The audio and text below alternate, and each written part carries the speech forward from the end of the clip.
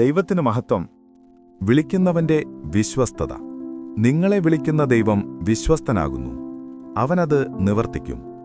1 തെസ്സലോനിക്കർ 5:24. തിമത്തെയോസിന്റെ ലേഖനത്തിൽ വിശ്വാസയോഗ്യമായതായി നാം വായിക്കുന്ന ഒരു കാര്യം, നാം അവിശ്വാസ്തരായിരുന്നാലും ദൈവം നമുക്ക് വിശ്വസ്തനാകുന്നു എന്നതാണ്. ദൈവത്തിന് തന്റെ സ്വഭാവം ത്യജിപ്പാൻ കഴിയുകയില്ല എന്നുള്ളതാണതിന്റെ കാരണം. നമ്മുടെ കുറിവാക്യത്തിൽ ഒരു വിശേഷത കൂടെ നമുക്ക് കാണാം. ദൈവം ആരെ വിളിക്കുന്നുവോ അവർക്ക് താൻ വിശ്വസ്തനാണെന്ന് മാത്രമല്ല, തന്റെ വിളിയുടെ ഉദ്ദേശം ദൈവം അവരിൽ നിവർത്തിക്കുമെന്നും വാഗ്ദത്തം ചെയ്യുന്നു. വിശുദ്ധ സഹോദരന്മാരായി സ്വർഗീയ വിളിക്ക് ഓഹരിക്കാരായവർക്ക് ദൈവം നൽകുന്ന ഉറപ്പാണിത്. ആകയാൽ ഈ സഹോദരന്മാരോട് ദൈവവചനം ആവശ്യപ്പെടുന്നത് അവർ ഇടറിപ്പോകാതെ നമ്മുടെ കർത്താവും രക്ഷിതാവുമായ യേശുക്രിസ്തുവിന്റെ നിത്യരാജ്യത്തിലേക്കുള്ള പ്രവേശനം ധാരാളമായി പ്രാപിക്കുവാൻ തക്കവണ്ണം തങ്ങളുടെ വിളിയും തെരഞ്ഞെടുപ്പും ഉറപ്പാക്കുവാൻ അധികം ശ്രമിക്കണമെന്നാണ്. എഫേസി ലേഖനത്തിൽ നാം അറിയേണ്ടതായ ചില കാര്യങ്ങൾ പറയുന്നു. ദൈവത്തിന്റെ വിളിയാലുള്ള ആശ ഇന്നതെന്നും വിശുദ്ധന്മാരിൽ ദൈവീക അവകാശത്തിന്റെ മഹിമാധനം എന്താണ് എന്നും നാം അറിയണം. അതായത് യേശുക്രിസ്തുവിന്റെ മഹത്വം പ്രാപിക്കുവാനാണ് നാം വിളിക്കപ്പെട്ടിരിക്കുന്നത് എന്ന അറിവ് നമുക്കുണ്ടാകണം. മറ്റൊന്ന്, ഈ അനുഭവം നാം പ്രാപിക്കേണ്ടതിന് നമുക്കുവേണ്ടി വ്യാപരിക്കുന്ന ദൈവത്തിന്റെ ശക്തിയുടെ അളവറ്റ വലിപ്പവും നാം അറിയണമെന്നതാണ്. കാരണം യേശുക്രിസ്തുവിന്റെ മഹത്വം നാം പ്രാപിക്കുന്നത് നമ്മുടെ കഴിവുകൊണ്ടല്ല, ദൈവത്തിന്റെ അത്യന്തശക്തി ഒന്നുകൊണ്ട് മാത്രമാണ്. റോമർക്കെഴുതിയ ലേഖനത്തിൽ ദൈവത്തെ സ്നേഹിക്കുന്ന ഒരു കൂട്ടരെ ദൈവം തന്റെ മുന്നറിവിനും മുൻനിർണയത്തിനും ഏറ്റവണ്ണം വിളിക്കുന്നതായി കാണുന്നു. സകലവും സൃഷ്ടിച്ച ദൈവത്തിൽ അനാദികാലം മുതൽ മറഞ്ഞുകിടന്ന ദൈവീക മർമ്മത്തിന്റെ വ്യവസ്ഥ നമ്മുടെ കർത്താവായ യേശുക്രിസ്തുവിൽ നിവർത്തിച്ച അനാദി നിർണയപ്രകാരം സഭമുഖാന്തരം ദൈവം വെളിവാക്കുന്നു. ആ ദൈവീക നിർണയം നാം നമ്മുടെ കർത്താവായ യേശുക്രിസ്തുവിന്റെ മഹത്വം പ്രാപിക്കുക എന്നതാകയാൽ ആ മഹത്വം പ്രാപിക്കുവാനായി ദൈവം തന്റെ സുവിശേഷ ഘോഷണത്താൽ നമ്മെ രക്ഷയ്ക്ക് വിളിക്കുന്നു. കൂടുതൽ വ്യക്തതയോടെ നാം ചിന്തിച്ചാൽ, മനുഷ്യന്റെ ജനനത്തിനു മുൻപേ അവന്റെ അവസ്ഥകളെ അറിയുന്ന ദൈവം അവരുടെ സ്വഭാവങ്ങൾക്കേറ്റുനന്നം അവരെ മുന്നറിയിക്കുകയും മുൻ നിയമിക്കുകയും ചെയ്യുന്നു.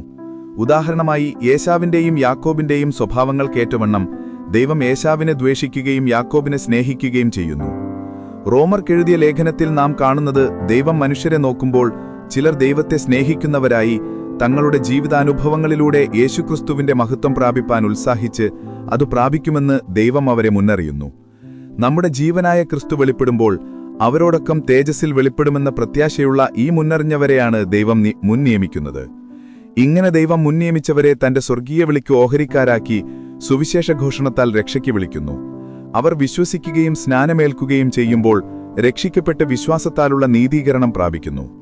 തുടർന്ന് ദൈവം തന്റെ പരിശുദ്ധാത്മാവിനെ അവർക്ക് നൽകിക്കൊണ്ട് ആത്മാവിനാൽ അവരെ വിശുദ്ധീകരിച്ച് വിശുദ്ധ സഹോദരന്മാരാക്കുന്നു. യേശുക്രിസ്തു ക്രൂശിൽ തന്നെ താൻ ഏൽപ്പിച്ചു കൊടുത്തത് സഭയെ തേജസ്സോടെ തനിക്ക് തന്നെ മുൻനിർത്തേണ്ടതിന്. ആകയാൽ ഈ വിശുദ്ധ സഹോദരന്മാരെ സഭയിൽ ഉൾപ്പെട്ടവരാക്കുന്നു.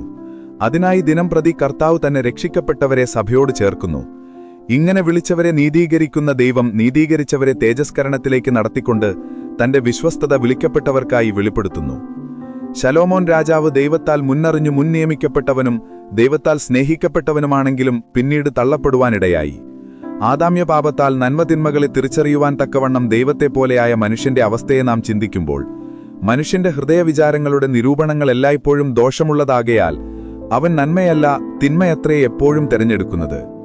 ശലോമോൻ രാജാവും യഹോവയെ വിട്ട് തന്റെ ഹൃദയം തിരിക്കുകയും തിന്മ തിരഞ്ഞെടുത്ത് യഹോവ കൽപ്പിച്ചത് പ്രമാണിക്കാതെ ഇരിക്കുകയും ചെയ്തുകൊണ്ട് ദൈവം അവനെ തള്ളിക്കളയുന്നു. ഇത് നമുക്കും ഒരു ഗുണപാഠമാണ്. തേജസ്കരണമെന്ന ദൈവീക ഉദ്ദേശം നമ്മിൽ നിവർത്തിക്കുവാനായി ദൈവം ചെയ്യുന്ന 2 കാര്യങ്ങൾ തെസ്സലോനിക്ക ലേഖനത്തിൽ നമുക്ക് കാണാം. ഒന്നാമതായി, സമാധാനത്തിന്റെ ദൈവം താൻ വിളിക്കുന്നവരെ മുഴുവനും ശുദ്ധീകരിക്കുന്നു. ദൈവത്തിൽ നിന്ന് ജനിച്ചവനിൽ ദൈവത്തിന്റെ വിത്ത് വസിക്കുന്നതിനാലും അവൻ തന്നെത്താൻ സൂക്ഷിക്കുന്നതിനാലും പാപം ചെയ്യുന്നില്ല. നാം പാപം ചെയ്തുവെങ്കിലോ നീതിമാനായ യേശുക്രിസ്തുവെന്ന കാര്യസ്ഥൻ നമുക്ക് പിതാവിന്റെ അടുക്കലുണ്ട്. നാം നമ്മുടെ പാപങ്ങളെ ദൈവത്തോട് ഏറ്റുപറയുന്നുവെങ്കിൽ ദൈവം നമ്മോട് പാപങ്ങളെ ക്ഷമിച്ച് സകല അനീതിയും പോക്കി യേശുവിന്റെ രക്തത്താൽ നമ്മെ കഴുകി ശുദ്ധീകരിപ്പാൻ തക്കവണ്ണം വിശ്വസ്തനും നീതിമാനുമാണ്. ആകയാൽ നാം ശരിയായ മാനസാന്തരത്തോടും അനുതാപത്തോടും കൂടെ നമ്മുടെ പാപങ്ങളെ ദൈവത്തോട് ഏറ്റുപറയുമ്പോൾ നീതിമാനായ യേശുക്രിസ്തു നമുക്ക് പിതാവിന്റെ അടുക്കൽ നമ്മുടെ പാപങ്ങൾക്ക് പ്രായശ്ചിത്തമായി നമ്മെ അതിൽ നിന്നും വിടുവിക്കുന്നു. യേശു തന്റെ രക്തത്താൽ നമ്മെ കറയോ മറ്റു മാലിന്യങ്ങളോ ഒന്നുമില്ലാതെ ശുദ്ധരാക്കി തീർക്കുന്നു. നമ്മുടെ കർത്താവ് നമ്മെ ഒന്നാമതായി കറയില്ലാത്തവരായി കാണുവാൻ ഉത്സാഹിക്കുന്നതിനാൽ കുഞ്ഞാടിന്റെ കാന്തയായി നിർത്തപ്പെടുന്ന നാളിൽ നമുക്ക് ശുദ്ധമായ വസ്ത്രം ധരിപ്പാൻ കൃപ ലഭിക്കും. ഈ കൃപ യേശുക്രിസ്തുവിന്റെ പ്രത്യക്ഷതയുടെ നാളിൽ തന്റെ കാന്തയ്ക്കു മാത്രമായി അന്ന് വെളിപ്പെടുന്നതാകയാൽ ആ കൃപയിൽ നാം ഇപ്പോഴേ പൂർണ്ണ പ്രത്യാശ വെച്ചുകൊള്ളുന്നവരാകട്ടെ. രണ്ടാമതായി, തെസലോണിക്ക ലേഖനത്തിൽ നമ്മുടെ ആത്മാവും പ്രാണവും ദേഹവും അശേഷം നമ്മുടെ കർത്താവായ യേശുക്രിസ്തുവിന്റെ പ്രത്യക്ഷതയിൽ അനിന്ത്യമായി വെളിപ്പെടുവാൻ തക്കവണ്ണം കാക്കപ്പെടുവാനിടയാകും. നാം ദൈവത്തിന്റെ സന്നിധിയിൽ വിശുദ്ധരും നിഷ്കളങ്കരുമാകേണ്ടതിന് ലോകസ്ഥാപനത്തിനു മുൻപുള്ള ദൈവീക നിർണയത്തിനേറ്റവണ്ണം നമ്മെ തിരുഹിതത്തിന്റെ പ്രസാദപ്രകാരം തന്റെ സ്നേഹത്തിൽ മുൻനിയമിച്ചിട്ട് ദൈവം നമ്മെ യേശുക്രിസ്തുവിൽ തിരഞ്ഞെടുക്കുന്നു. നമ്മുടെ രക്ഷിതാവായ ആ ദൈവം വീഴാതവണ്ണം നമ്മെ സൂക്ഷിച്ച് തന്റെ മഹിമാസന്നിധിയിൽ തേജസ്സിന്റെ പ്രത്യക്ഷതയിങ്കൽ കളങ്കമില്ലാത്തവരായി ആനന്ദത്തോടെ നിർത്തുവാൻ ശക്തനാണ്. ആകയാൽ യേശുക്രിസ്തുവിന്റെ പ്രത്യക്ഷതയിൽ നമ്മുടെ ആത്മാവും പ്രാണവും ദേഹവും മുഴുവനും അശേഷം അനിന്ത്യമായി വെളിപ്പെടുവാൻ തക്കവണ്ണം ദൈവം നമ്മെ കാത്തുകൊള്ളും. സഭയെ ചുളുക്കം മുതലായതൊന്നുമില്ലാതെ നിഷ്കളങ്കയായി യേശു മുൻനിർത്തും. നമ്മുടെ കർത്താവ് നമ്മെ രണ്ടാമതായി കളങ്കമില്ലാത്തവരായി കാണുവാൻ ഉത്സാഹിക്കുന്നതിനാൽ തന്റെ പ്രത്യക്ഷതയിൽ വെളിപ്പെടുള്ള കൃപയാൽ ശുഭ്രമായ വസ്ത്രം ധരിപ്പാനിടയാക്കും. എഫേസ് ലേഖനത്തിൽ 2 കാര്യങ്ങളോടെ മുൻനിർത്തും. 1 ശുദ്ധയായി, 2 നിഷ്കളങ്കയായി. വെളിപ്പാട് പുസ്തകത്തിൽ 2 വിശേഷതയുള്ള വസ്ത്രം ധരിപ്പാൻ കൃപ ലഭിക്കും. 1 ശുദ്ധമായത്, 2 ശുഭ്രമായത്. നമ്മെ ശുദ്ധീകരിച്ച് നിഷ്കളങ്കരാക്കുവാൻ വിശ്വസ്തനായ ദൈവത്താൽ ഈ 2 അനുഭവങ്ങളും നമുക്ക് പ്രാപിക്കാനിടയാകട്ടെ. ദൈവം നമ്മെ സൂക്ഷിക്കുവാൻ തക്കവണ്ണം കോഴി തന്റെ കുഞ്ഞുങ്ങളെ ചിറകിൻ കീഴിൽ ചേർക്കും പോലെ നമ്മുടെ മക്കളെ ചേർത്തുകൊള്ളുവാൻ എത്രയോ വട്ടം മനസ്സുള്ളവനായിരിക്കുന്നു. ഈ നമ്മുടെ മക്കളെന്നത് നമ്മുടെ അകമേ ഉള്ളവനാണ്, അകത്തെ മനുഷ്യനാണ്, അഥവാ ദൈവത്തിലേക്കും ദൈവസിംഹാസനത്തിലേക്കും പെട്ടെന്ന് എടുത്തുകൊള്ളപ്പെടുന്ന ആൺകുട്ടിയാണ്. യേശു തന്റെ ചിറകിൻ കീഴിൽ ചേർക്കുവാൻ എത്രയോ വട്ടം മനസ്സുള്ളവനായിരിക്കുമ്പോൾ നാം മനസ്സില്ലാത്തവരാകരുത്. മനസ്സുണ്ടായിരുന്നവരെങ്ങനെ മനസ്സില്ലാത്തവരായി തീരുന്നുവെന്ന് ചിന്തിച്ചാൽ ചില കാര്യങ്ങൾ നമുക്ക് വ്യക്തമാകും. യേശു അവരെക്കുറിച്ച് പറയുന്ന കാര്യം അവർ പ്രവാചകന്മാരെ കൊല്ലുകയും തങ്ങളുടെ അടുക്കൽ അയക്കപ്പെട്ട ശുശ്രൂഷകരെ കല്ലെറിയുകയും ചെയ്യുന്നവരാണെന്നാണ്. പ്രവചനത്തിലൂടെയും നമ്മോട് അറിയിക്കുന്ന ദൈവാലോചനയിലൂടെയും നമുക്ക് ലഭിക്കുന്ന ദൈവിക ഉപദേശങ്ങളെ, ദൈവവചനങ്ങളെ നാം തള്ളിക്കളയുന്നവരാകരുത്. നാം ഒരിക്കലും പ്രവചനത്തെ തുച്ഛിക്കരുത്. അതൊരിക്കലും മനുഷ്യന്റെ ഇഷ്ടത്താൽ വന്നതല്ല, ദൈവകൽപ്പനയാൽ മനുഷ്യർ പരിശുദ്ധാത്മാനിയോഗം പ്രാപിച്ചിട്ട് സംസാരിച്ചതത്രേ.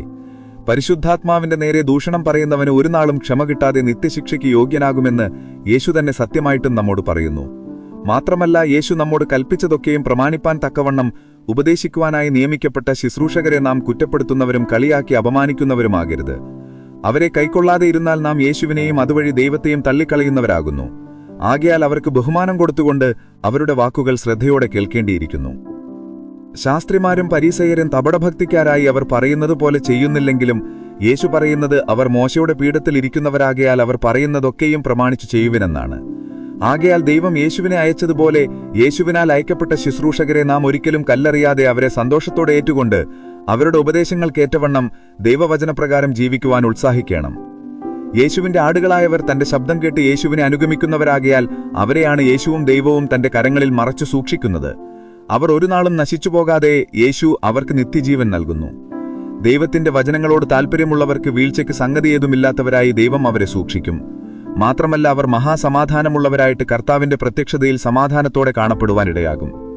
ഈ വിധമായി നമ്മെ അഥവാ തന്റെ സഭയെ ശുദ്ധിയും നിഷ്കളങ്കയുമായി നിർത്തുവാൻ വിശ്വസ്തനായ ദൈവം അവരെ വിളിച്ചത് യേശുക്രിസ്തുവിന്റെ മഹത്വം പ്രാപിക്കാനാകയാൽ അവരെ തേജസ്സോടെ തനിക്ക് തന്നെ മുൻനിർത്തും. കാരണം ദൈവമാണ് അനേകം പുത്രന്മാരെ തേജസ്സിലേക്ക് നടത്തുന്നത്. റോമാലേഖനത്തിൽ വിളിച്ചവരെ നീതീകരിച്ചും നീതീകരിച്ചവരെ തേജസ്കരിച്ചുമെന്നാണല്ലോ നാം വായിക്കുന്നത്. ആകയാൽ നമ്മുടെ ജീവനായ ക്രിസ്തു വെളിപ്പെടുമ്പോൾ നാം സഭയായി തന്നോടുകൂടെ തേജസ്സിൽ വെളിപ്പെടും. നമ്മെ വിളിക്കുന്ന ദൈവം വിശ്വസ്തനായാൽ തന്റെ വിളിയാലുള്ള ആശ നമ്മിൽ നിറവേറ്റും. വിശ്വസ്തനായ നമ്മുടെ ദൈവം അതിനേറ്റവണ്ണം നമ്മെ നടത്തി അനുഗ്രഹിച്ച് തന്റെ വിശ്വസ്തതയെ നിവർത്തിക്കുമാറാകട്ടെ.